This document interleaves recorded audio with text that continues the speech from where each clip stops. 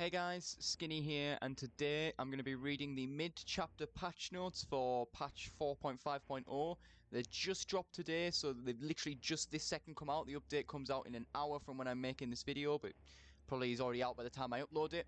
But I'm just going to be reading them out direct from the webpage. I'll put up some cutouts on screen for you if I go into details on something, but a lot of the things I'm just going to breeze right over if I don't think I've got anything to say on it other than just reading it out loud. But let's get on this quick because there's a lot to read and a lot's changed. So starting at the top, the 6th tome and the new Chinese New Year event. The tome 6 starts tomorrow, which is Wednesday, February 10th at 11 AM ET, which is about 4 o'clock UK time for anyone wondering, and the event will start the day after that, so the Thursday the 11th at the same time, 4 o'clock UK time, 11 AM ET.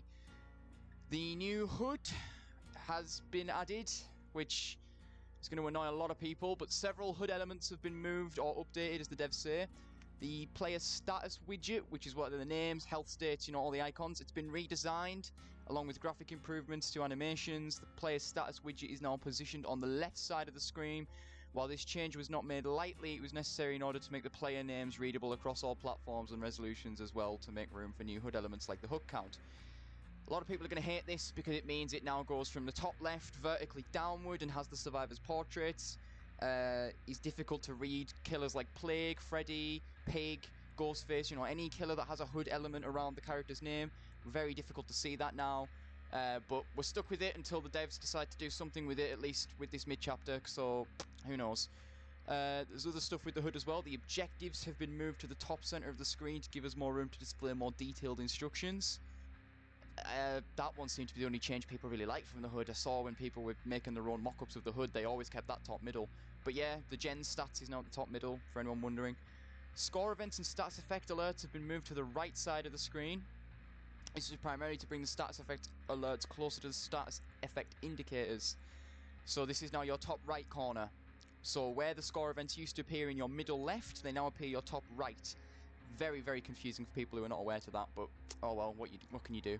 And finally, is that finally? Yes, finally, the number of visible score events has been increased. So now, as well as them being moved, there's going to be a lot more of them, which is just great. Right, moving on to another element of the new HUD. Why have they broken this down into several sections? I'll put a link to the forum page with the patch notes in the description, because I won't, like I said, I won't include it fully recorded. I'll just have pop-ups flashing up. So I'll put a link in so you can read along, but if you're reading this along, you can see they've broken the HUD element section down into like 4 different bits. It's so dumb. Anyway, new HUD element, hook counts. Killers see a new widget which displays how many hooks they've earned during the match out of the possible total hooks.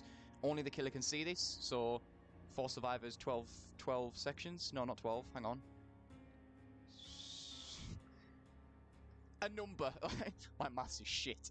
Yeah, it tells you how many hooks you got and how many you've got left to get. And survivors see a new set of markers with each of the survivors' player names that shows how many times that survivor has been hooked, and that's only visible to survivors. So the killer will see how many hooks they've gained, but they won't see who's on what state, and the survivors will see who's been hooked how many times, but they won't see how many hooks the killer has got overall, but they can easily add that up. Unless you're bad at maths like I just proved. There's a new HUD element, the survivor portraits. I already kind of mentioned this above, but I guess they've broken it into their own section. Don't know why. The healthy and injured health state icons have been replaced with the characters' portraits that now glow a reddish colour. They have changed that from the PTB to make it slightly better for people with colour blindness, but it's still a weird, horrible red glow.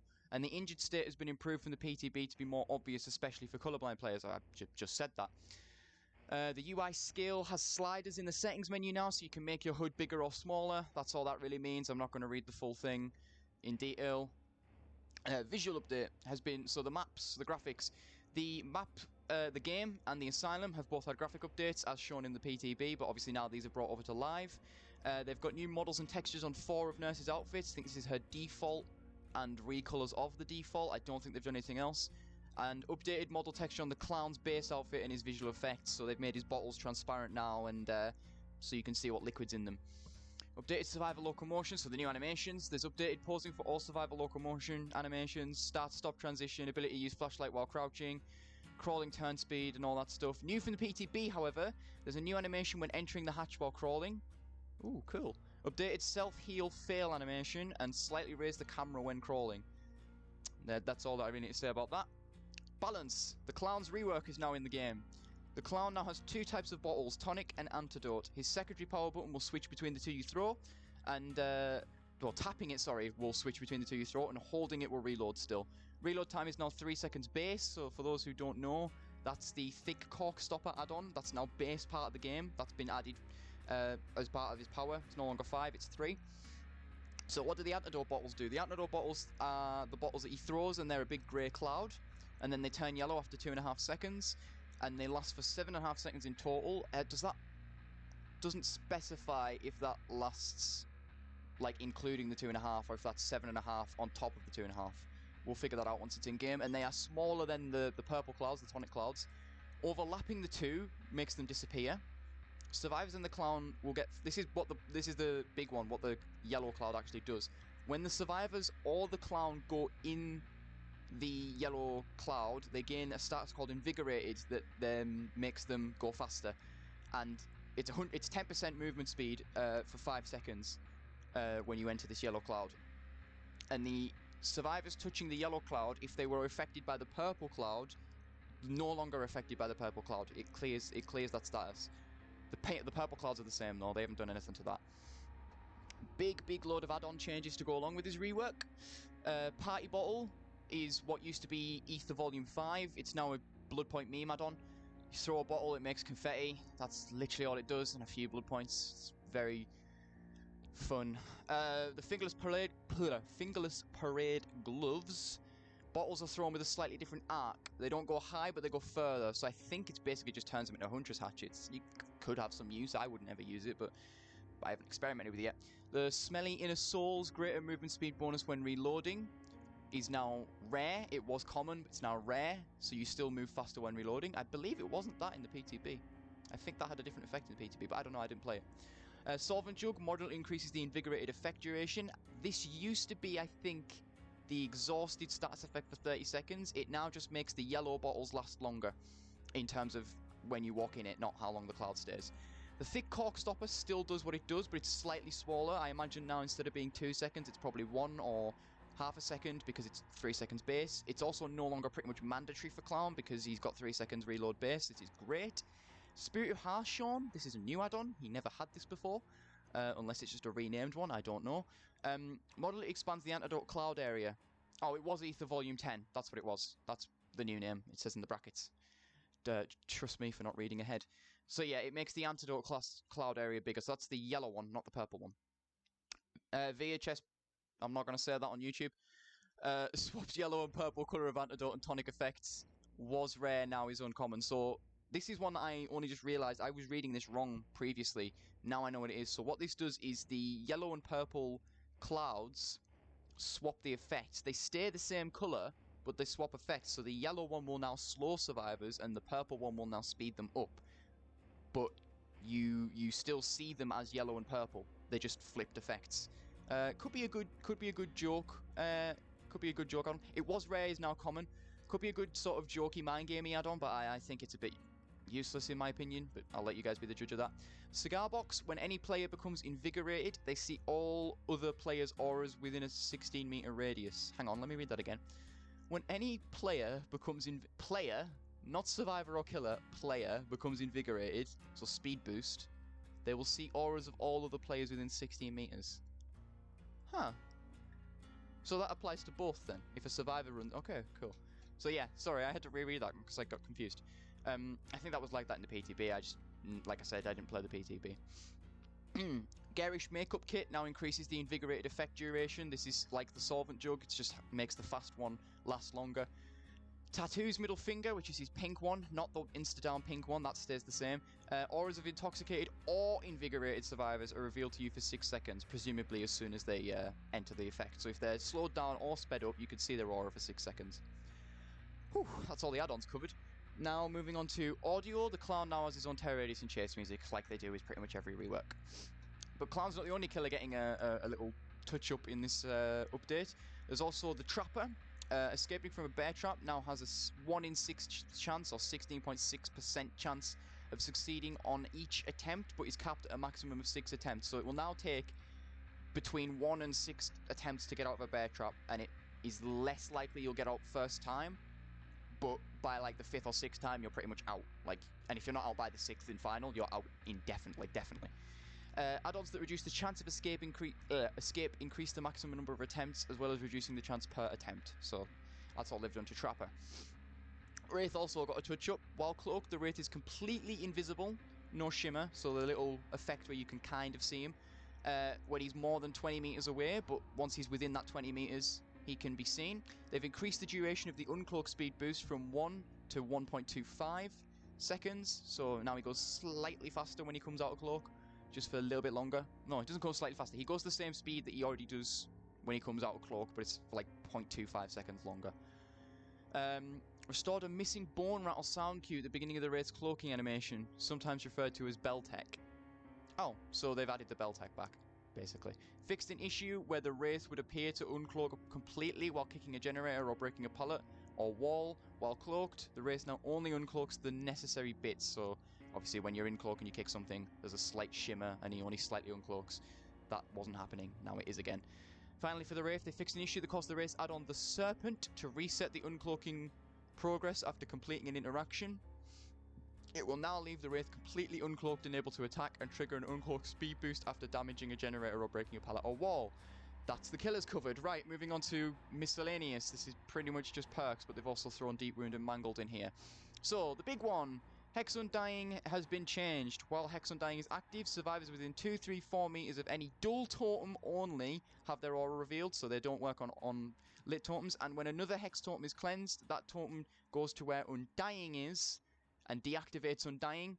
And any tokens that any Hex perks had are then transferred as well. So what this means now is no longer will Undying respawn over and over and over and over again. It will be a 2 chance and you're out system. So either Undying gets cleansed first and it's gone, or your other Hex perk gets cleansed, moves over onto Undying, turns Undying off, and then that's it. If it gets cleansed again, it's gone.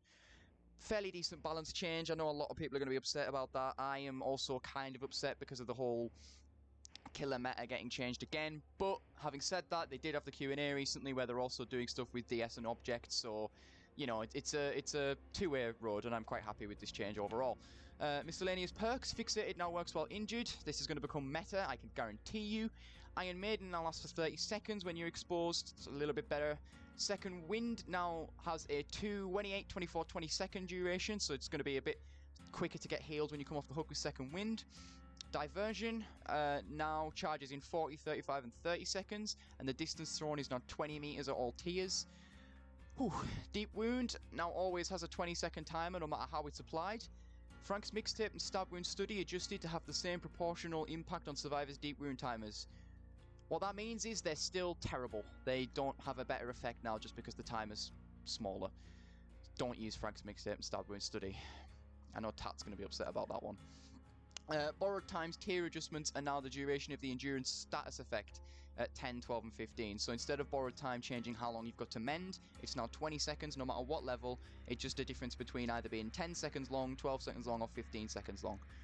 I don't really think I need to break that down, but I did anyway. Mangled. The Mangled status effect always lasts until fully healed now. There is no more time limit on Mangled, and because of this, Vigil will no longer affect Mangled. The Huntress add-on Begrimed Head. Is that the Huntress add-on? Yes.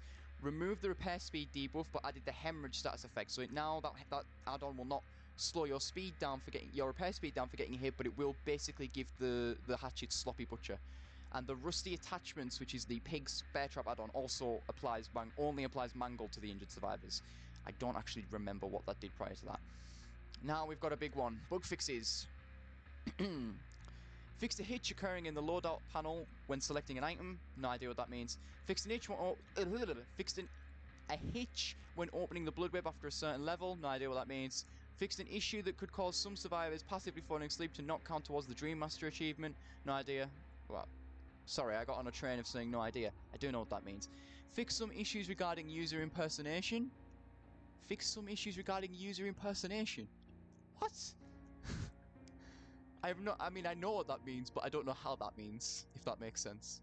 Whatever. Moving on. Fixed a crash that could occur on the initial interaction screen. Fixed an issue that occurred occasionally after the killer disconnects from a match where the player level would display incorrect level and devotion values. I'm assuming that's the bug where it says like your devotion's 6,000 and level 29 million, but I don't really know. Fixed an issue where the survivor could get stuck and not be able to be picked up if downed while repairing a generator. I like that change because I had that happen to me and it was really annoying. Fixed an issue where the flashlight cone would not expand after successfully blinding the killer. Fixed an issue where the first generator piston would move abnormally fast. Okay. Fixed an issue with Steve's lips while gesturing. Why is that funny to me? Why is that funny? I like the idea that, like, no, how is that a bug? Like, nobody noticed the fact that Steve's just out here pouting every time he points. But okay. At least that's been fixed. Glad to see our priorities are straight, devs. God forbid Steve's lips don't work. Moving on. Fixed an issue with the camera when the nurse would carry a survivor and attack. Fixed an issue where the Onis... Oh, I've skipped one. Fixed an issue where Jane and Kate's chest physics would not work properly. They fixed the boob physics on Jane and Kate. Thank the heavens. They fixed the fucking jiggle physics.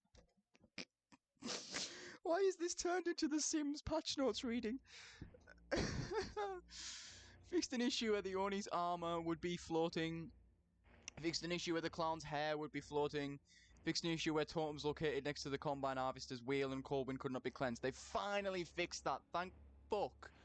Okay, audio bugs now. Fixed an issue where Elodie's screaming is louder than other survivors. Yes! No longer we are being deafened. Thank you. Fixed various surface tags for footsteps and impacts. Fixed an issue where Dr. Static Attack doesn't play his sound. Does that mean he's giggle? I never noticed that. Fixed an issue with some locomotion survivor animations. That's not audio. What? Alright, fixed an issue with Legion's customization hooded leather jacket. There was an issue? Oh, again, that's not audio! What? Oh no. PC only. Fixed the crash that would occur when pasting an empty text in the promo code. That was a thing, apparently. If you can hear that, my cat's scratching on my bedroom door. I'll let him out when the video's done.